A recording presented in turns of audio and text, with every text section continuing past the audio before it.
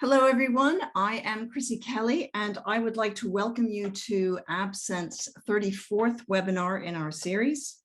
I'd like to start by saying thank you very much to Sarah Oakley, our Executive Director at AbScent, who filled in for me 2 weeks ago when I wasn't feeling very well. So thank you, Sarah. We have a wonderful team at AbScent, and it's nice to know that we can offer seamless service to all of you. So yes, anyway, so I'm back in my seat tonight, and I'm delighted to have with me Johan Lundstrom of the Karolinska. Now, before we get started, if any of you have questions for Johan, please put them into the question and answer bar, which is, you'll find that on the bottom of the screen on the right-hand side. So we'd love to take your questions. Just put them in there and I will read them out. Right, so welcome, Johan. Thank you so much for joining us. I'd like you to start by telling us a little bit about your work, how you got there, and a little bit about your background before we start talking about tonight's topic. Yes, I can very briefly say why I got into olfaction, and it was due to a dog I had at the time. Oh. I was so fascinated by the richness of information that she was able to extract just by smelling her environment. So I wrote my bachelor thesis on the sense of smell, and from then it just escalated, and I was drifted into this world of olfaction since then. So who am I then? Well, I'm leading two research groups, one at the Karonlinksa Instituet, as I said, and I also have a smaller research group at the Mendele Center in the US. Right. I'm also the director of the Stockholm University Brain Imaging Center, which is part of what I'm going to talk about here today with you. And I'm also involved in starting up and running a smell and taste clinic here in Stockholm that we just opened up a few months ago.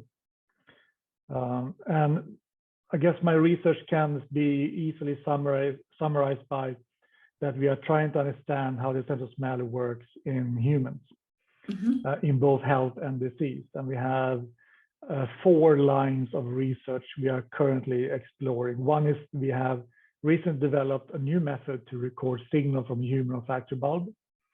And we're now using that method to understand how the olfactory bulb, what role it plays when it comes to smelling odors, and how it communicates with the rest of the brain for different smells in both health and disease. And here we're focusing mainly on Parkinson's disease when it comes to disease, because we know that in Parkinson's, the sense of smell is one of the earliest signs, and the one that is affected most severely and early in Parkinsonism. Right. We also try to understand what happens when you lose a sense of smell, both from a neurological perspective of the brain, but also behavior.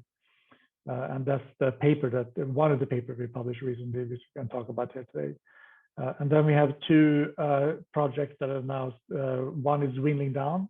One is that we're trying to understand how the sense of smell is interacting with the other senses.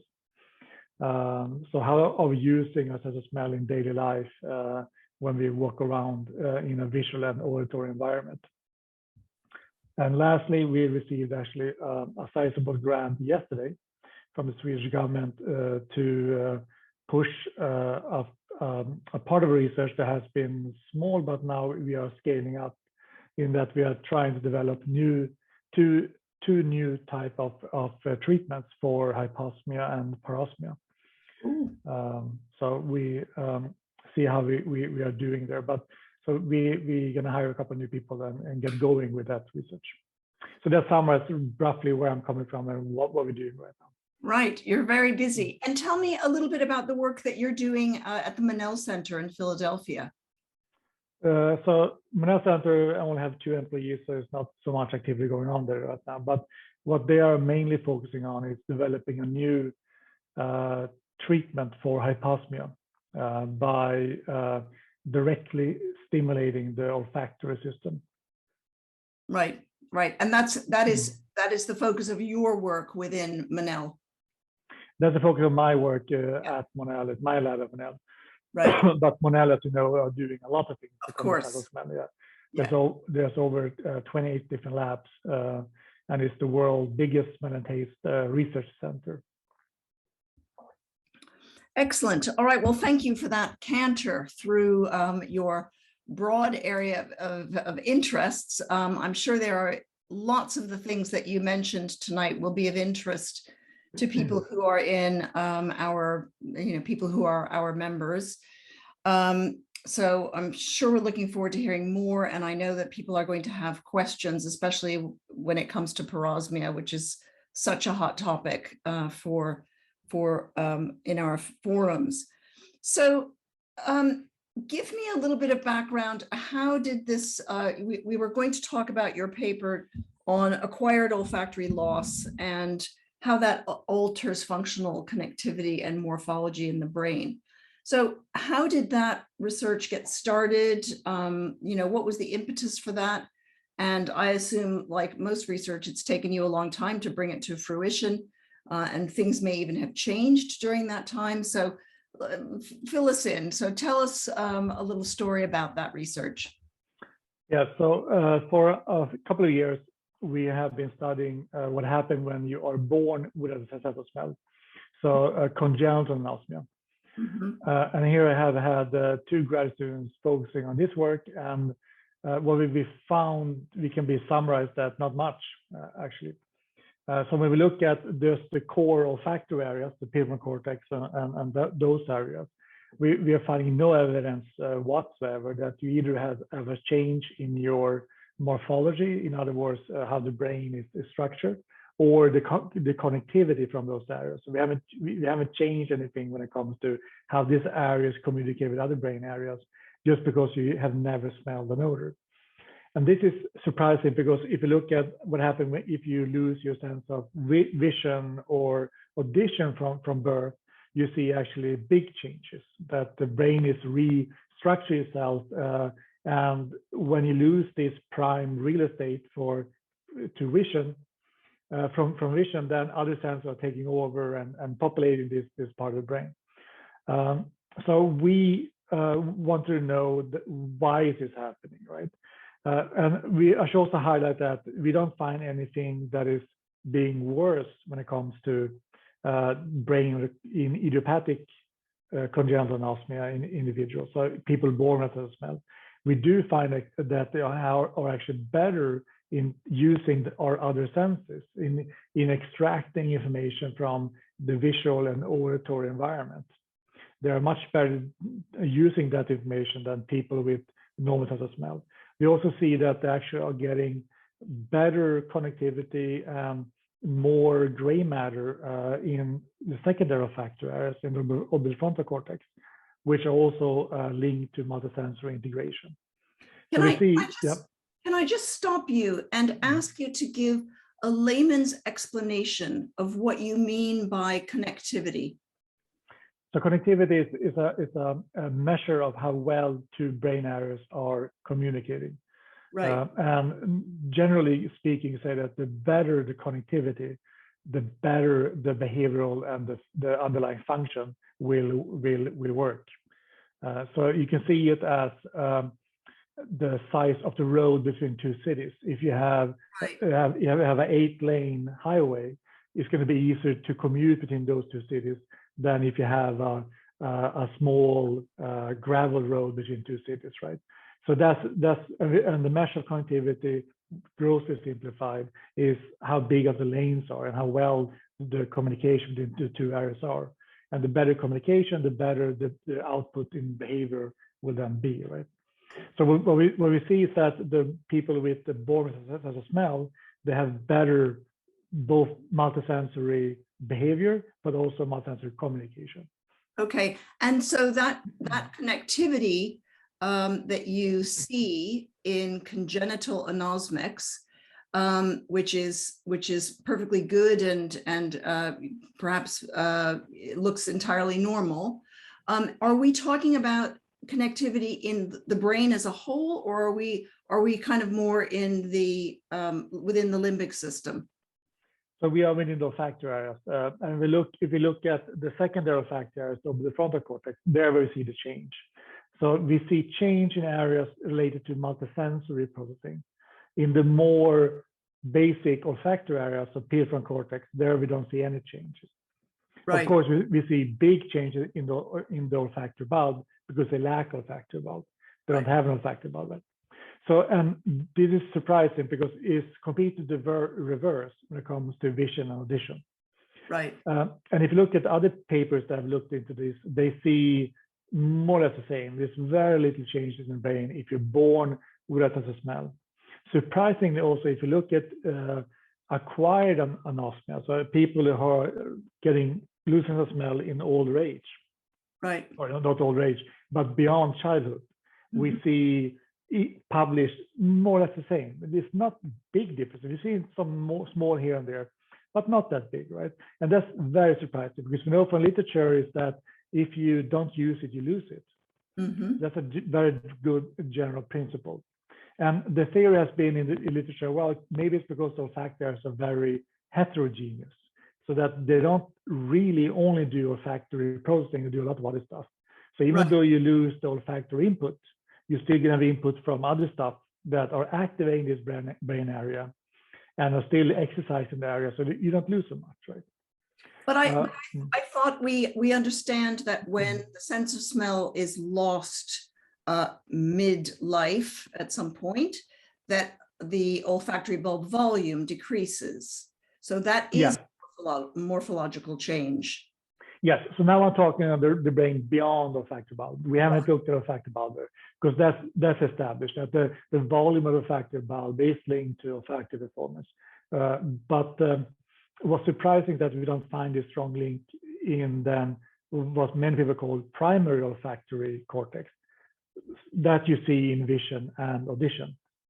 So what we wanted to know then was that, well, could it be either that we are using the wrong time period of change, or are we using the wrong measure of how we are classifying changes in the brain? So most studies, or almost all studies, look at anosmia or either congenital anosmia or acquired anosmia. They look at individuals that have been without a sense of smell for many years. Right. And then the theory is that the longer you go without sense of smell, the bigger the effects will be, right? We flipped it and see, well, what happened if you look at those who had just been without sense of smell for a short time? Right. Do we see changes then?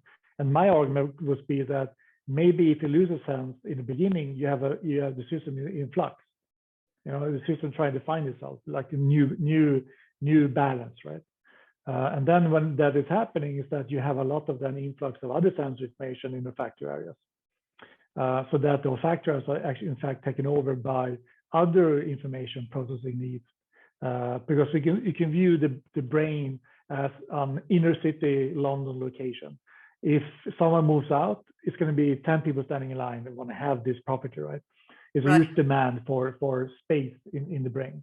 And that we know from many years from all other senses, that if something is removed, the function, then other type of function will try to move into that space and take over the neural capacity.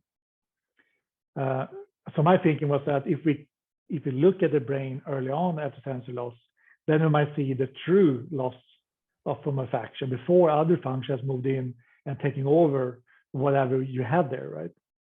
So when we look at the people that have been without sense of smell for a long time, you have this almost like a front, a facade. You think you're looking at olfaction, but in fact, you're looking at other functions that are maintaining the same kind of infrastructure that olfaction built up.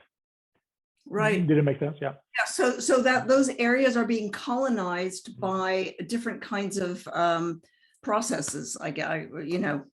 So there, that as you say, that real estate's being co-opted for another purpose.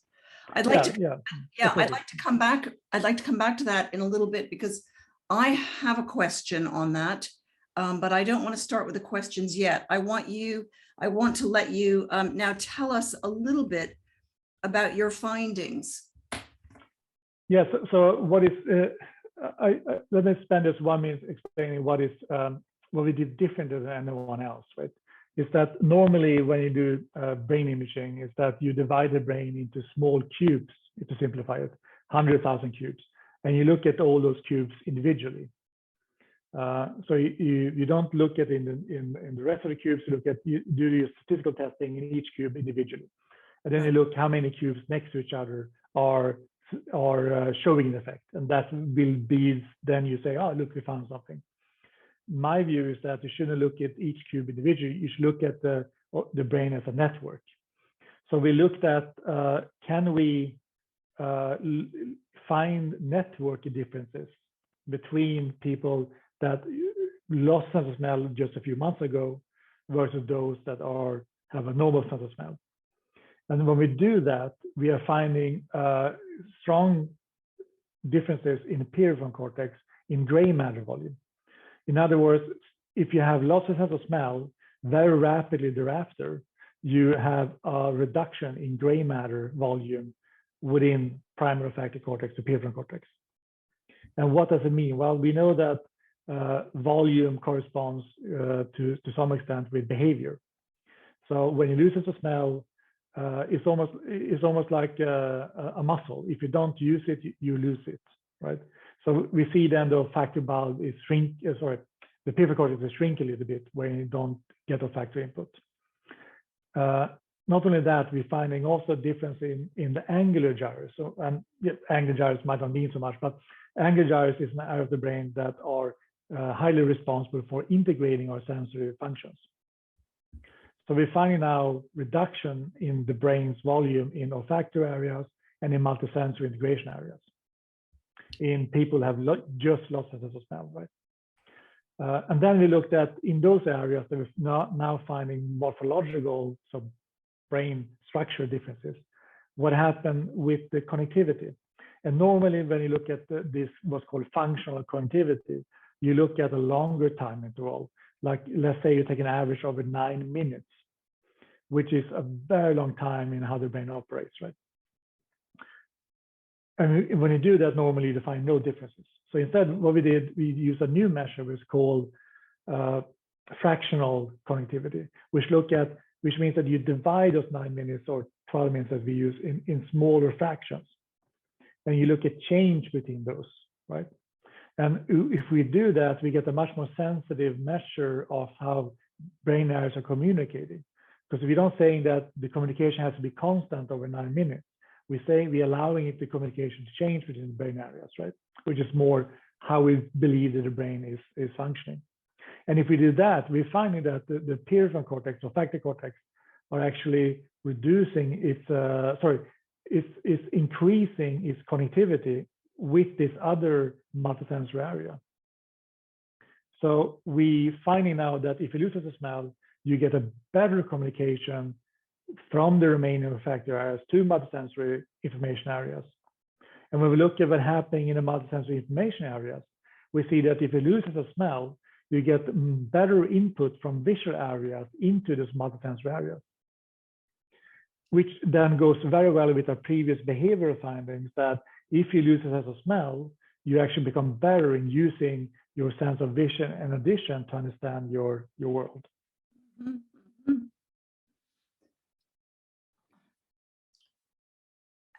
And how do let's see, I'm trying to imagine, I mean, because obviously I'm also a patient as well as someone who's interested in these things. And when I hear you talk about what's going on in the brain, I'm wondering, what does this story that you're telling us now, how can we understand that in terms of our own smell loss? So given what you found, what might we expect as our experience as we begin to recover, for instance? Then you tap into another question, like, so what's happening with these olfactory areas? They're no longer receiving olfactory input. And we have another study we're about to submit and publish now here, where we look at what is the olfactory areas doing in anosmic individuals. And what we are finding is that if you have a lost sense of smell, you see that basic visual and auditory stimuli are now actually processed in olfactory areas of the brain.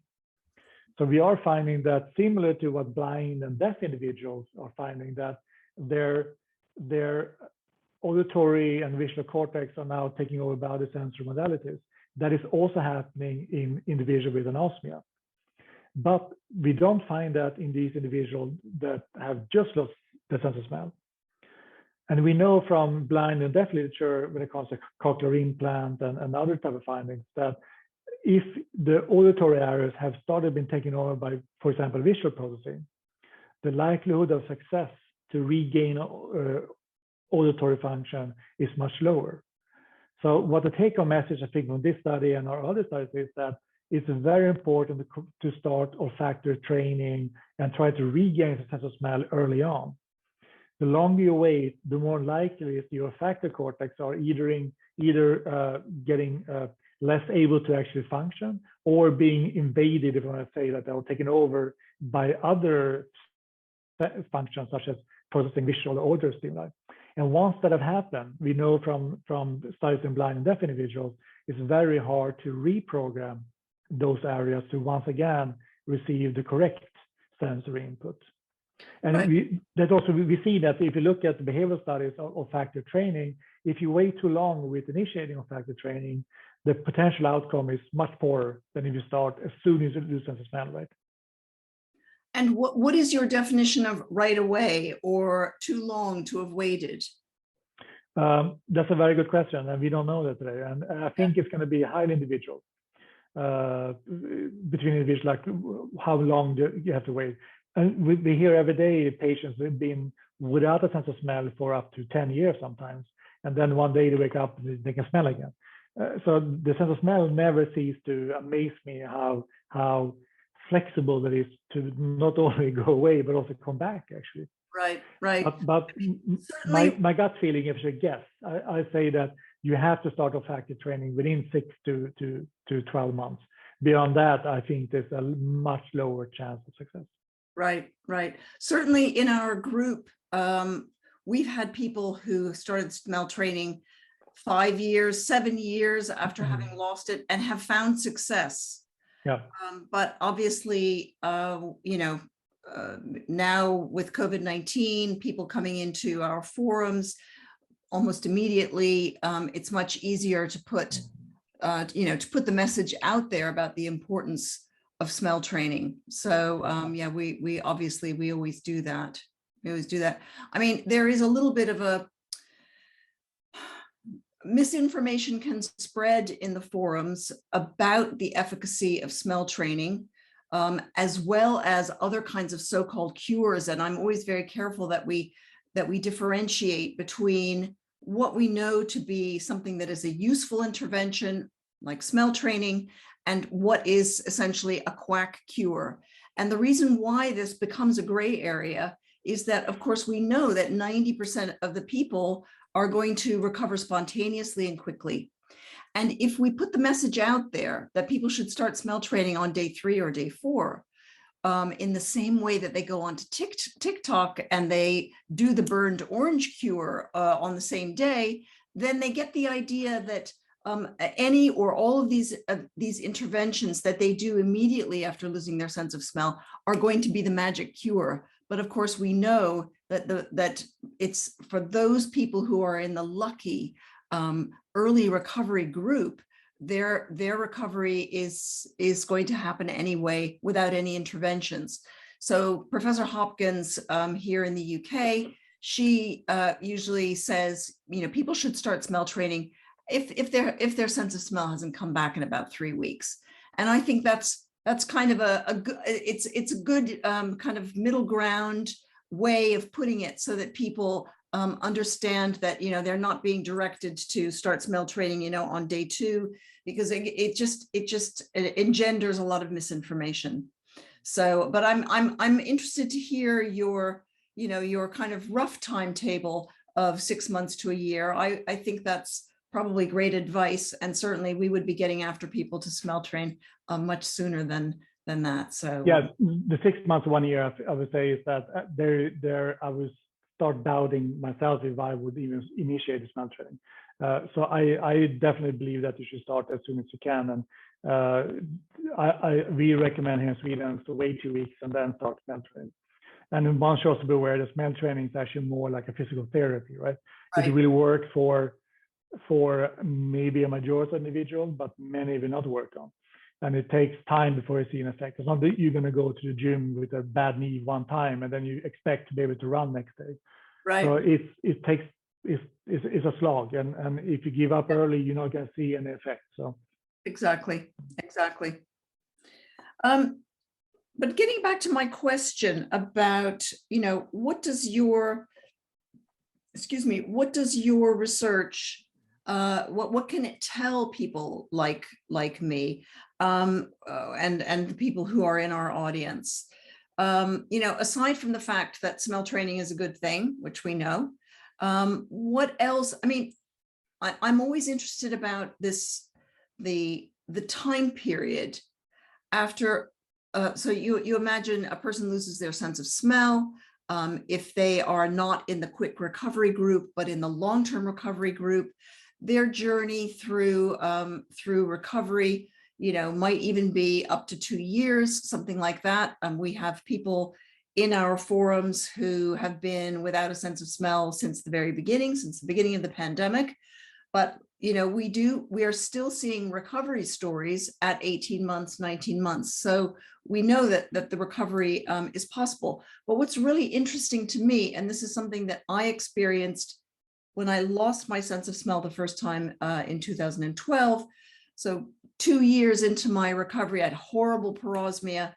There is a time when objectively you think, yes, I can smell this, but somehow the way I didn't feel like I had a sense of smell. It's an odd time when you kind of intellectually, that you can smell, but somehow you don't feel the satisfaction of knowing that you have a sense of smell. This sense of smell is not providing you with all the things that the sense of smell used to do.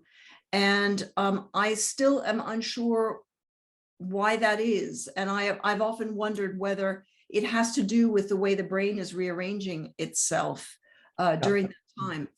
What do you think about that?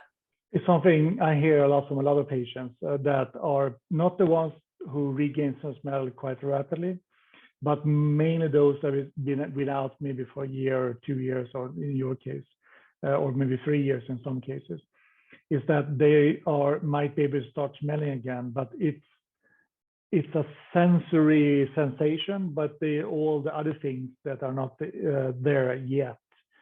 And I think and this is now pure speculation because it's very difficult to actually explore experimentally.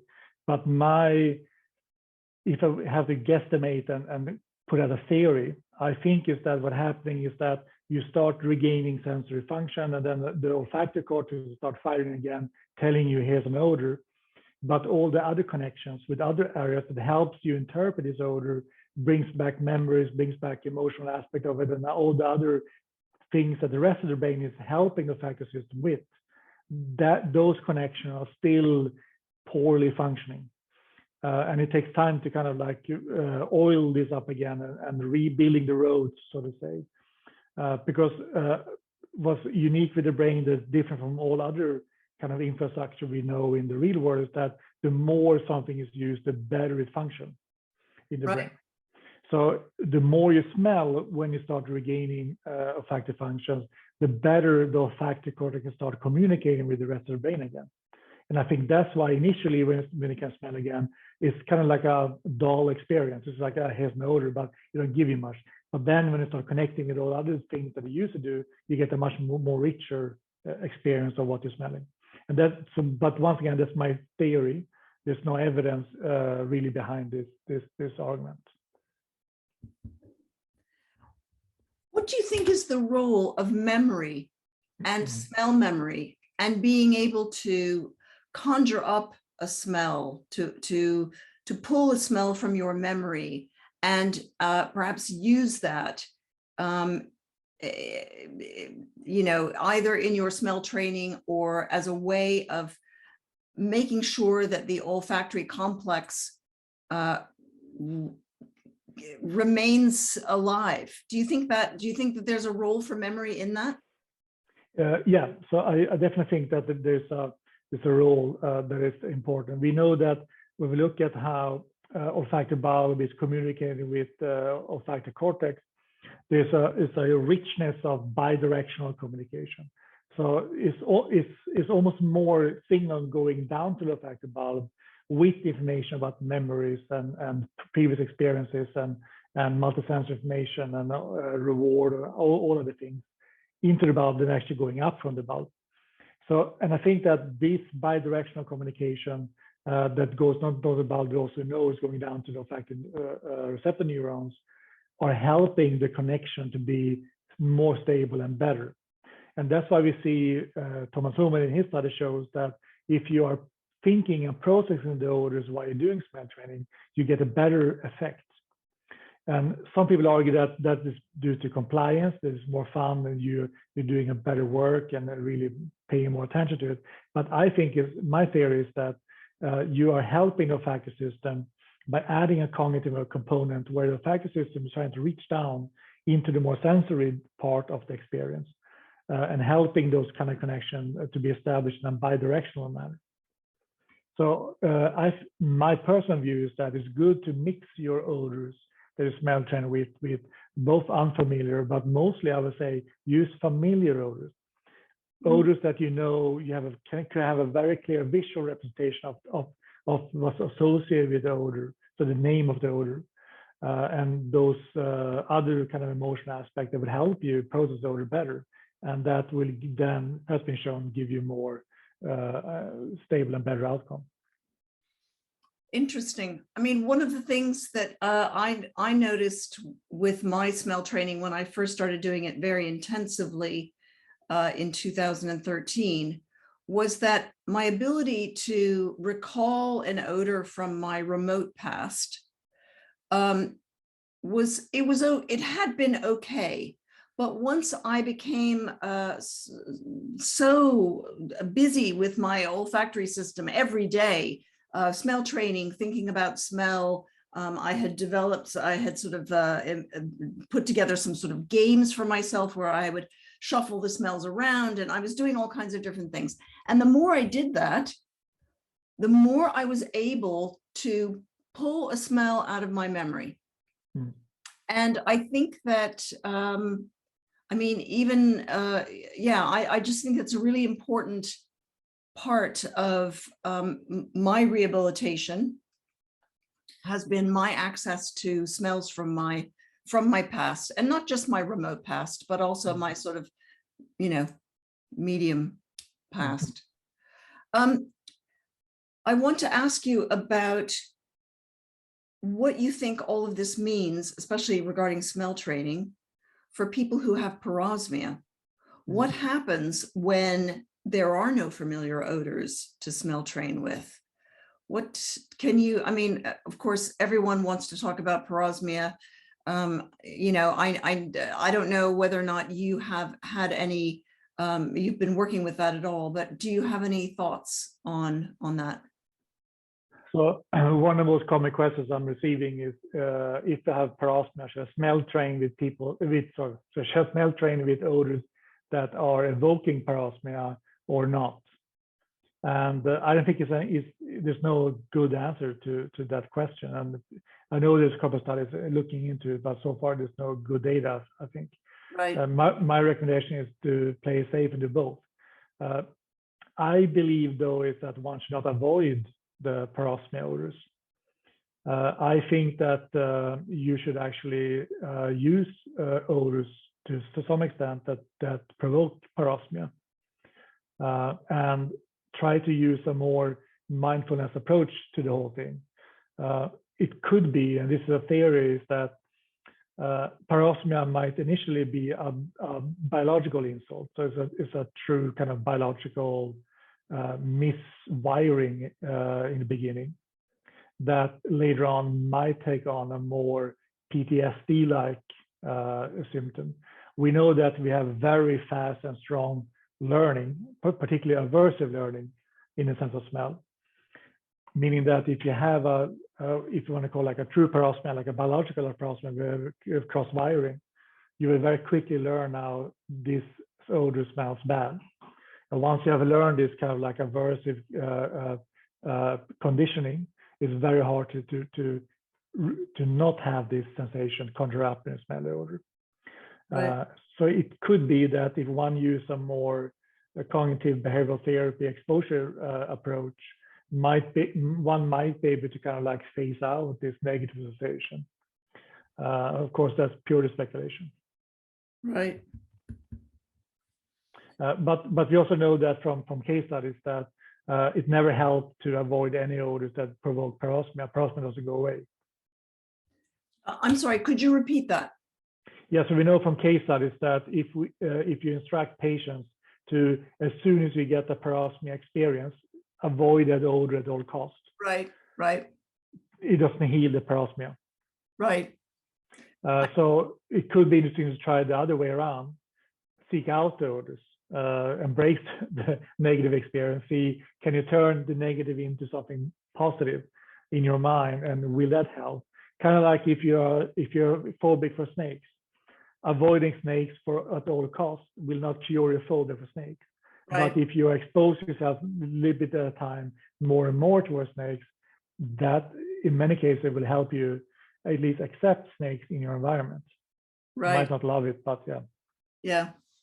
Oh, that's it's a theory that would be quite controversial amongst in the forums, because whenever we talk about this, and we call it pushing through. So if you're eating something that you find is giving you a parosmic trigger, there are people who will say no, and they will really reject this idea that you might be encouraging them to push through. They'll say that I'm not going to do that. It's going to make me sick. And I think, of course, there's also what we haven't yet mentioned with parosmia, and something that I think is very, very important to understanding what's going on, is that there is there's an overlay of anxiety going on here, and the kind of fear of being confronted with something that provokes such disgust or may provoke vomiting, for instance, that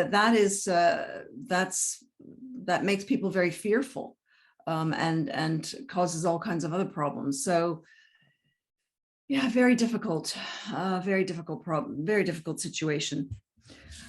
So would you like to describe a little bit more about your research in terms of what your conclusions are? Where do you think you will be going next with this?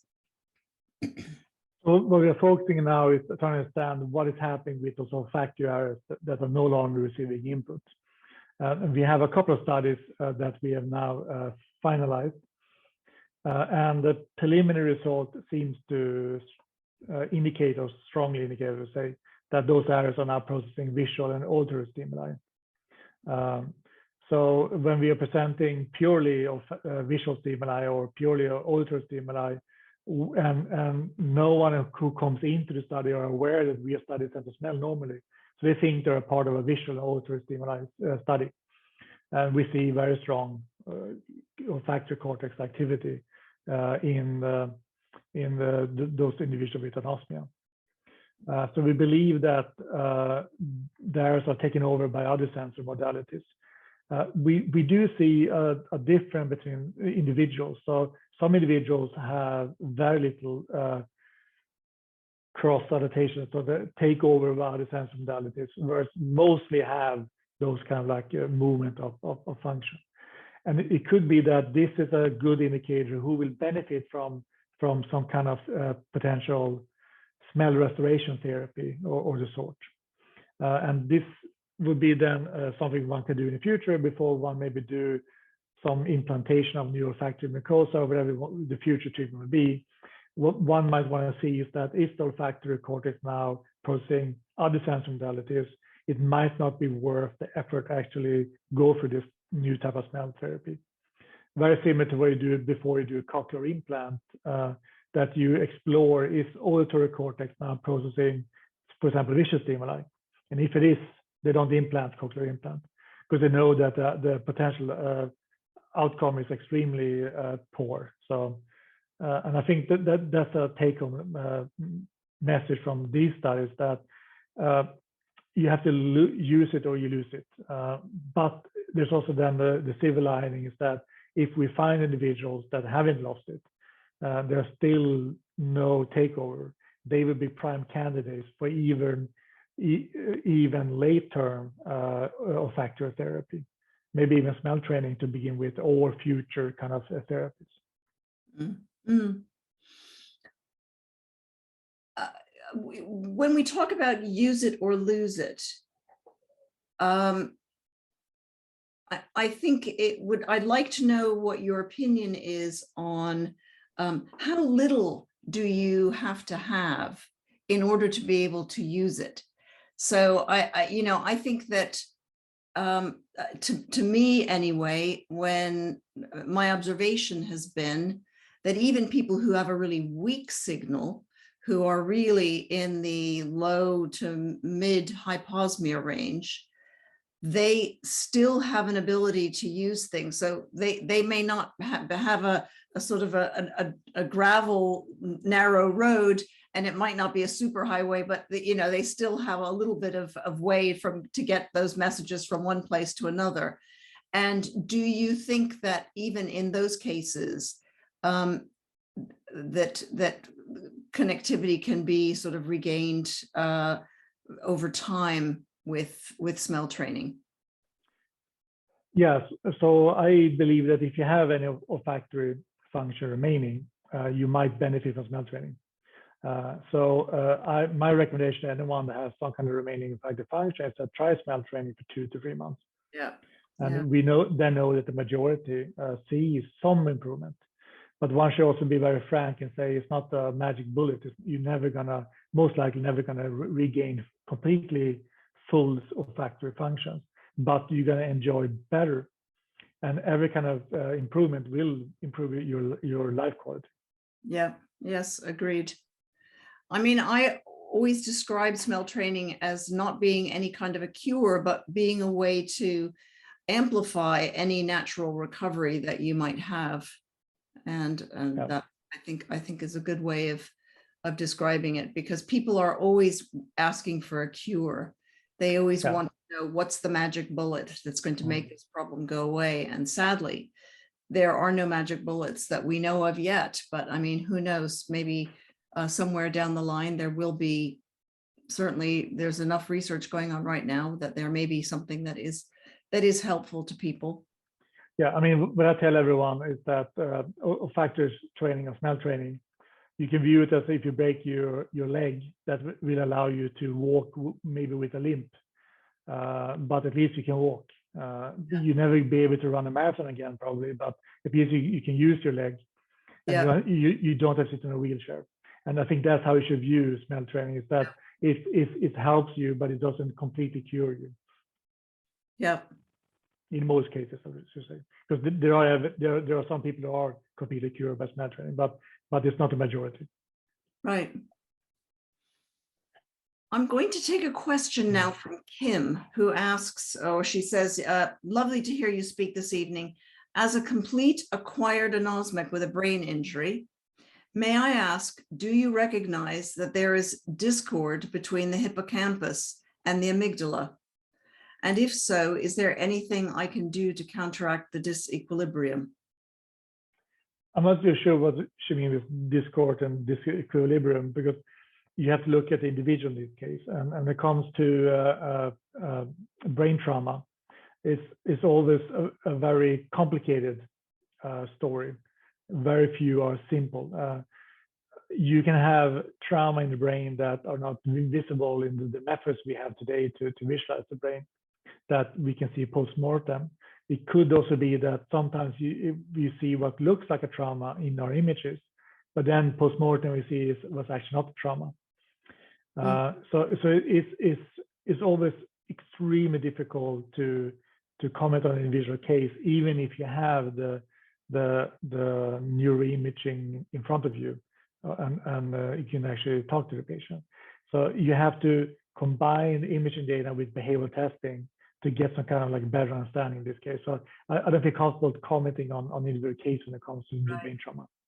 Right. And of course, with TBI, there are, people might have damage to the frontal cortex. There are all kinds of things that can happen that can change the way people are feeling and yeah. So you might hit maybe the side of your brain, but due to the weight of the dura or the cortex, you might have damages in other areas of the brain that happen to maybe hit a little sharp bone in the head. So it's really like a lottery where the damage will end up in, if you even have one, and if it might heal, because the brain are also able to heal itself over time. I've got another question here about the relationship. I think this question is not quite clear. So Carol, if you are out there and you'd like to rephrase that, you talk about the relationship of the three senses, and I assume you mean olfaction, audition, and vision. And then she talks about activating the flight or fight response. I'm not sure what the question is, but while we're talking about flight or fight, is there anything that changes in the flight or fight response when sense of smell is lost? I should think not, because the anxiety, for instance, that people seem to be describing when they have smell loss seems to me to be very much part of that, as is the disgust felt in parosmia. Do you see any changes in that area of the brain? That's a very good question. We just published a study where we explore what is the kind of the basic function of a healthy sense of smell. And what we're finding is that the olfactory system seems to be highly attuned to negative odors, and that those seems to be also very adept in triggering an avoidance response. So 500 milliseconds after you are smelling an odor, if it's negative, you have an automatic kind of like avoidance response. You kind of like pull away from the odor source a little bit. And I think that what might happen is that if you lose this avoidance signal that the olfactory system is very highly tuned towards, it might create a general feeling of unease, that you are more alert and try to be, if you lose a very important warning signal, it might be more important to pay attention to the environment with other sensory modalities, which then might create this, where you talk about this anxiety that many people with the loss of smell are reporting. Right. And we see that in a high degree, at least my observation, than if you lose your ability to hear or see. I mean, of course, the sense of smell is a behavioral warning system. And we see what it's like for people when they literally have no sense of smell in the immediate aftermath of COVID-19, and they really can't tell the difference between something that is dangerous and something that might be pleasant to eat. So that does mess around with your head a lot, I must say. Yeah. Right. Okay. We didn't hear back from Carol, so let's just see if we've got any other questions here. Oh, so she did. Yeah, she put the same question in there. Okay. Right. So, where are we going next with this? Do you see that the research that you're doing now, you mentioned a number of your different projects. Are they going to sort of integrate into one great sort of mega work that's going to change what we understand about olfaction? Do you see those things coming together? Yes, so they are coming together, but maybe not in one unique point, but you have like a weave, we are weaving between the different kind of like lines of research. And it all comes down to, it seems to me that the olfactory functions are highly linked to multisensory integration aspects of our sensory world. We know that the olfactory perception is highly influenced by vision and audition when it comes to the final olfactory percept. And we also see that the olfactory system, if it's lost, turns into a multisensory area. So we are now making an increased effort to understanding how is the final olfactory view of our world influenced by the other senses, and what are they contributing to each other. And we are also working with a major car manufacturer to maybe increase the multisensory warning systems in cars. That will then be able to tap from this kind of information. We're also shifting into doing intracranial recordings in patients undergoing brain surgery to get a better understanding of how the signal is actually processed both in the olfactory epithelium, in the bulb, and in the olfactory cortex in the same individual during the same moment. And if we believe, at least, if we can understand how the signal is translated from the receptor via the bulb to the olfactory cortex, that will help us to devise in the future a similar type of device as a cochlear implant for olfaction. So what the cochlear implant is doing is taking a peripheral signal and bypassing all the middle ear, all the different kind of things that are going on in the brain, and transfer the signal right into the auditory cortex, right? In order to do that on olfaction, we have to understand how the bulb is taking a signal from the receptors and sending it up to the brain. We cannot just record from the receptor and the olfactory brain because they have all the three stations at the same time. And we're now trying to develop a way to record from those three areas in the same individual for each odor they are smelling, to then take that code and build olfactory receptor detection. They can send a signal directly into the cortex, bypassing the bulb, which any kind of device has to do to kind of function in the future.